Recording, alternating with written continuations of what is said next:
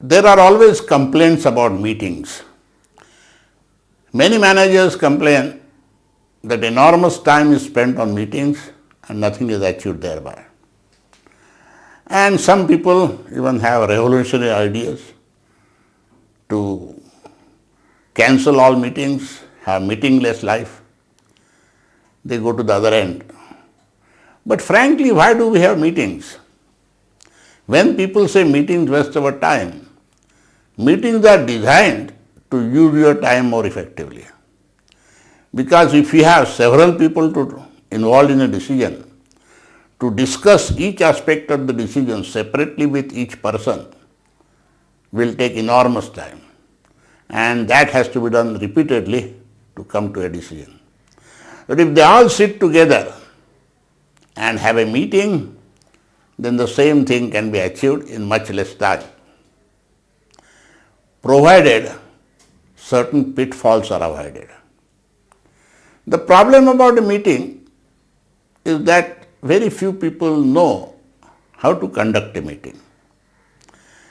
It is assumed that in an organization, when a person is promoted, by osmosis he will learn the art of conducting meetings. It is not so easy. There are some specific requirements of conducting meetings. The first is to design the agenda. What are we going to discuss in the meeting? If people are not clear about that, then the meeting is likely to go haywire at tangents, discussing all kinds of things which are either irrelevant or not important at that point of time. So the agenda has to be fixed up as clearly as possible. Second is, people don't like agendas. They like to discuss whatever they want. And so the chairman of the meeting has to clearly establish an authority whereby he says that once the meeting starts, only the agenda will be discussed. Other things can always be left to the end. In the agenda of every meeting, there is an item, any other business with the permission of the chair. So he says, let us put in AOB, any other business with the permission of the chair. But it will not supersede the agenda which is already given. That particular approach is very important. The third problem of a meeting is there are many people who like their own voice. And when they start talking, they don't want to stop. Now, how to prevent these people from keeping on talking? Now, I have been observing good and bad meetings. As they say in Sanskrit, Siddhanam Lakshanam Sadhakanam Sadhanam. Symptoms of those who have reached are guidelines for those who want to reach.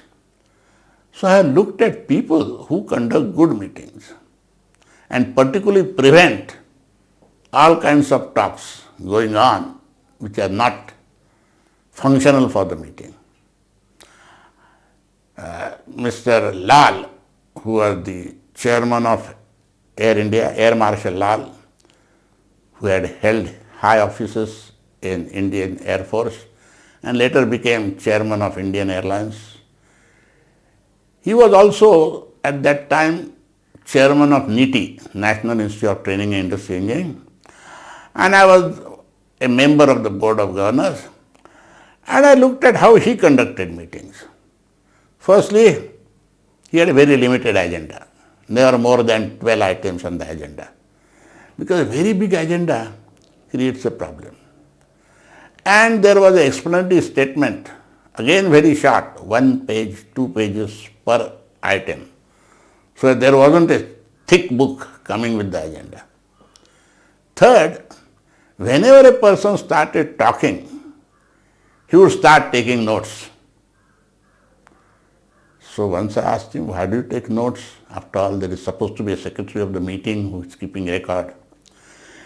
He said, the notes allow me to interrupt people. Interrupting people is considered very rude. But if you are taking notes, it doesn't look so rude. because you are already satisfying the ego of the chap, because he feels whatever I am saying is very important and the chairman himself is noting. That's very important. Now this is what he used to do. And when the person came to the same point again, he used to say, yes, I have noted that, I have written that, and you read what he wrote. But the person would say, that's a very important point. He used to say, all right, then I will underline it. But basically you don't say it again. So this is the way he should cut down. But there are other extremes in a meeting. Some people who should talk will not talk. They are knowledgeable, but they are shy or they don't want to get into controversy. Now these are the people who have to be brought out. And many times he had a habit of whenever he sent agenda of a meeting, for specific points he would make a note. Sharu, on point 8 and 11, I want your contribution. Now then I will read point 8 and 11 and make some observations on that. So to bring out people who should talk is a very important function of a chairman. Third point is he should have punctuality. A meeting starts anytime, many times starts very late, keeps on going ad nauseam. That is a situation that creates dislike for the meeting. Now in case of Niti, meeting used to start at 11 o'clock. At 1 o'clock soup was brought, which was the end of the meeting. Thereafter meeting might continue for 10 minutes, 15 minutes, but everybody knew it is going to be closed down. So all meetings were over by lunch, and that created a certain respect for the meeting. If some point is going to take more time, requires more time for discussion, you would say, all right, I'll put it to the next meeting, and we will go at that, and not spend any more time in this meeting. Wherever there was a controversial item, particularly when he finds that two people are constantly saying something against each other, he would put a stop to that. He said, look here, let us have a meeting of three of us after the meeting and sort out this thing. There is no point in taking everybody's time. And this is the way he could shut off these lengthy, controversial talks. And this is something that made the meetings very meaningful. And the last item in his working, that the minutes of the meeting were available almost the next day.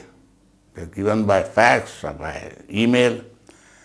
Now if the minutes are available the next day and they very clearly state what is the action required from various people, the respect for the meeting is increased, because people know it has been a meaningful meeting.